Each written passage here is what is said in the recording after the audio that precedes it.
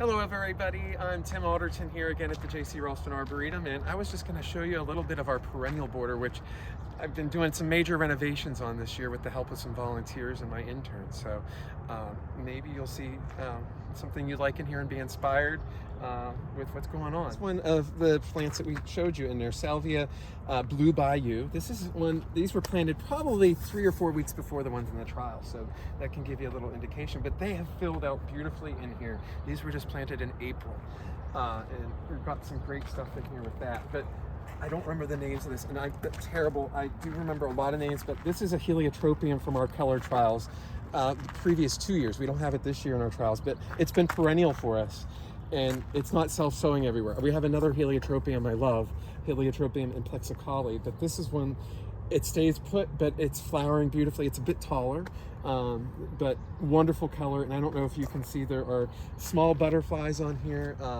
and bees in here. They always adore these. I've kept a lot of the bones of the original border here, which was done by Doug Ruin and Edith Edelman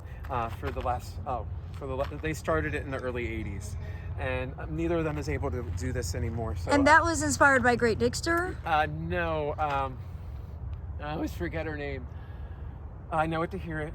Gertrude Jekyll? Gertrude Jekyll, yes. Okay. So Gertrude Jekyll, I guess at the time she was doing this one similar border that this is based on, she was starting to go blind. So she arranged things in her border so she knew where she was at based on their colors. So she had pastel blues and purples at one end mixed with some yellows. And then she got the hot stuff in the centers, the oranges and reds and yellows. And then the other end was more pinks and pastel yellows again. So the yellow is the connecting thing throughout most of it, with blues and the varying other shades being the variance and helping you know where you're at. But it gives us a wide diversity of things we can work with in here. And I've been renovating it. I started this end actually last fall, or late last summer, and it's starting to fill in already. That heliotropium I showed actually was planted late last summer in July. And there's some more of it scattered along this section here. Along with Calamitha. Yes, Pycnanthemum. This is not one of the Agastache. fragrant Pycnanthemum, unfortunately, but it has no fragrance. But this is another one of those bee magnets, pollinator magnets. We have some, also, it is a perennial border, but we have structure in here. We have, of all things, there's been for decades in here, I need to give it a haircut, but a variegated Chinese privet. So, Ligustrum sinensis variegata, probably. And then we also have a blue Arizona cypress in here. And behind that, everybody, is a giant redwood. A dwarf giant redwood. Yes. Look at how big the trunk is on it. It's getting good sized in here. But we have everything. I mean, we have lantana in here. We have, which, you know, from tropical. Then we have verbascums in here as well. The verbascums get to self-sow.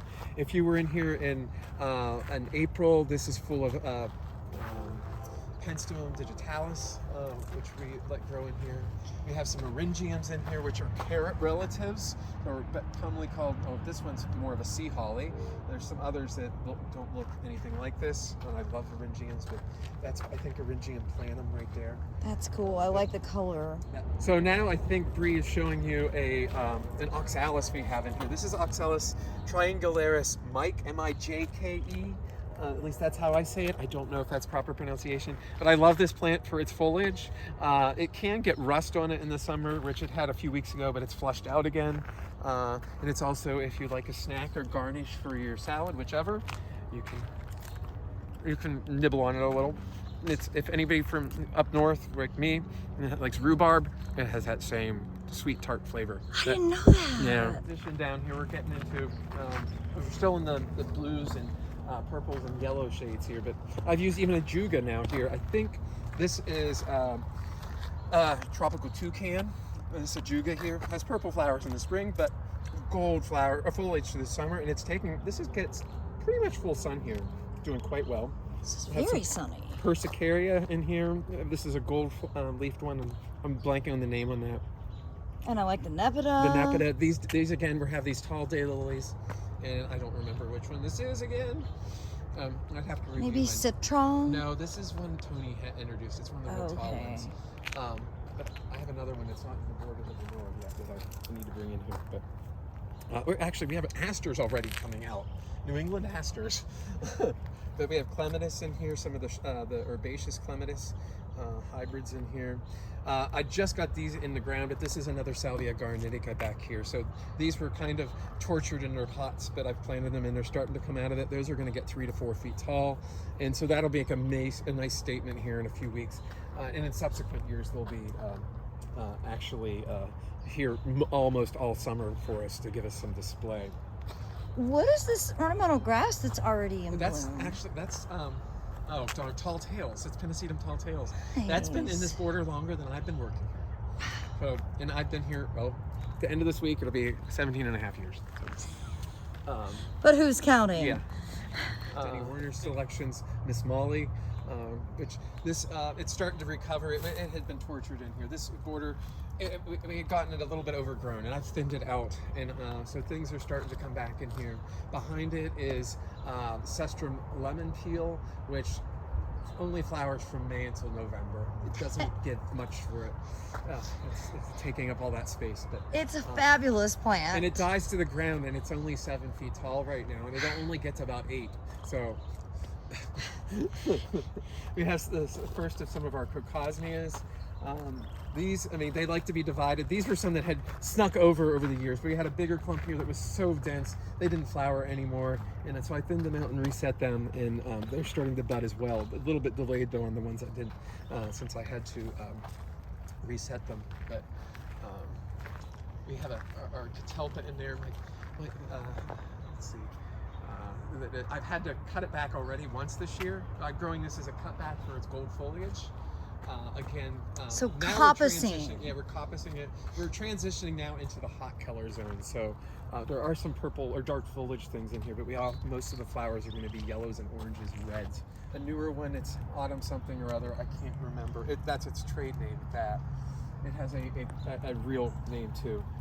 But this area is a little bit more open. I've had to do a little bit more renovating in here, but my cannas, I like cannas. A lot of them I get leaf roller on. In the past I've had really bad the last few years, but so far so good. I've had just minor leaf roller issues, but one I never get leaf roller on is this one here. This is Canna Australia, and I don't know if you can see the gloss on this leaf. It's like someone put polyurethane on it. It's just really glossy and it's black. And I don't think the Canna leaf rollers can actually adhere their silk to it to tie it shut, as I never see it on here. That's cool. But, and this is that verbena from the trials.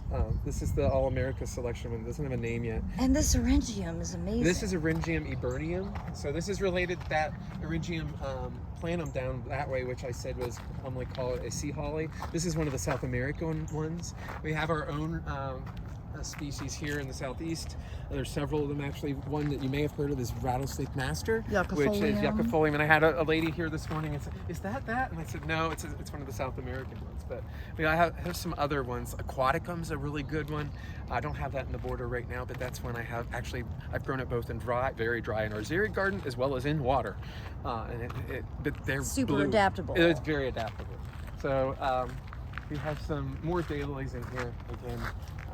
The Nymphophias. Lola is in recovery phase because again it had gotten so overgrown in here. This is Nymphophia Lola back here, which she can be 5 to 6 feet tall. She's happy in there. So right in here we're getting into things. They aren't filled out yet, but you may see some Calibrachoas that we had spares of from the trials. I'm going to see how these do in here. I do occasionally water to establish, but I don't do major watering in here. So these may perennialize is my hope. And I don't remember the cultivar name on this one. I haven't actually on any of them in here. I did figure it all out to put it in our records. If they live for a few years, it's worth learning. Exactly.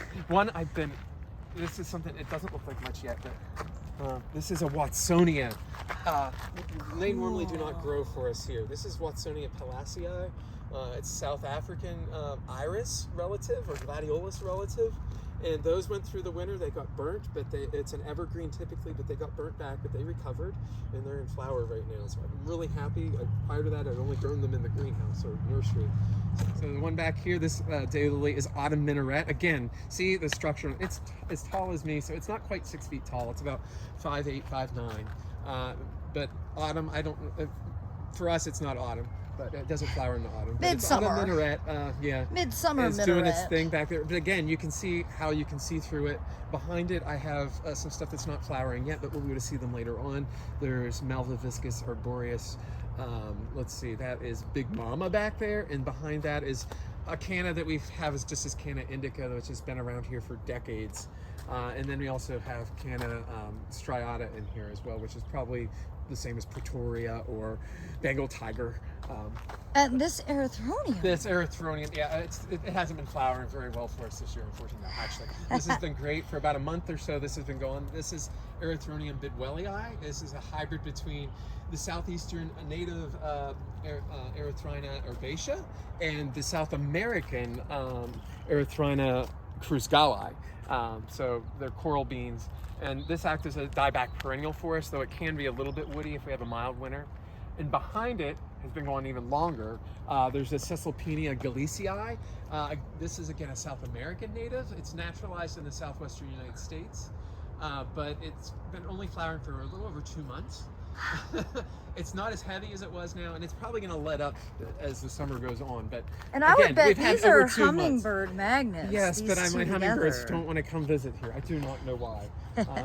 This is typically my hummingbird haven through here. I have in here is, what's this look like to you? Pepper. This is a pepper. Actually, these we had in our color trials for a couple of years. That just as we didn't have a space for them in the garden. This has been through 2 winters.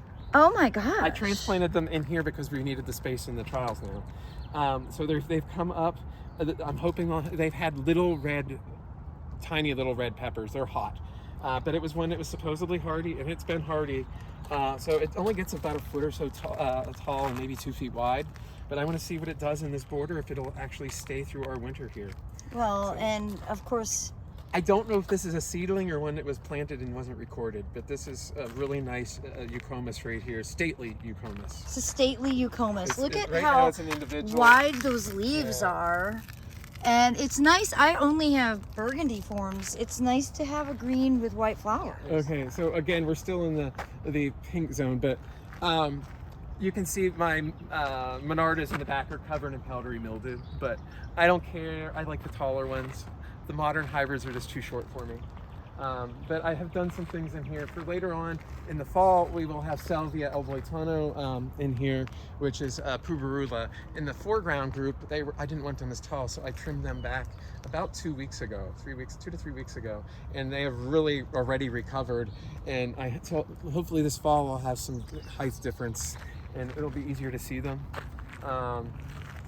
We have phlox over here, and these, I think, actually, there might be some powdery mildew on these, but they aren't bad. This is Delta Snow. It's That's beautiful. one that's been around for a long, long time.